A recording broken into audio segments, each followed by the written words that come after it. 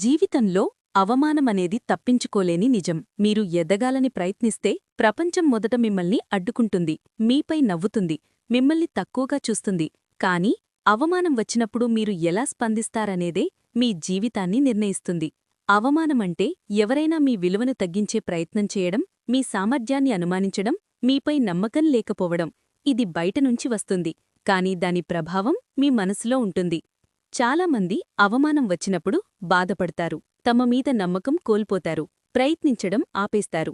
అవమానం వాళ్లను బలహీనంగా మార్చేస్తుంది, అక్కడే వాళ్లు ఓడిపోతారు. కాని విజేతలు అదే అవమానాన్ని వేరుగా చూస్తారు. ఇది నా ఎండ్ కాదు, ఇది నా బిగినింగ్ అని వాళ్లనుకుంటారు.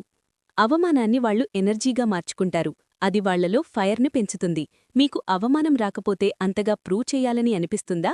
అవమానం మీకు రియాలిటీని చూపిస్తుంది, మిమ్మల్ని మీరు గొప్పగా చూడటానికి ఒక రీజన్ అవుతుంది. ఇంకా కష్టపడటానికి, ఇంకా మెరుగవ్వటానికి, ప్రపంచానికి మీ విలువ చూపించటానికి. అందుకే అవమానం అంటే పెట్టుబడి. ప్రపంచం మీరు గెలిచే వరకు మీపై నమ్మకం పెట్టుకోదు, మిమ్మల్ని మీరు ప్రూవ్ చేసిన తర్వాత మాత్రమే మీకు గౌరవం వస్తుంది. అందుకే వాళ్లు మాట్లాడటం ఆపేవరకు కాదు, మీరు ఆగకుండా ముందుకు వెళ్ళాలి. అవమానం మీకు వచ్చినప్పుడు అది మీ అంతం కాదు, అది మీ విజయానికి ప్రారంభం.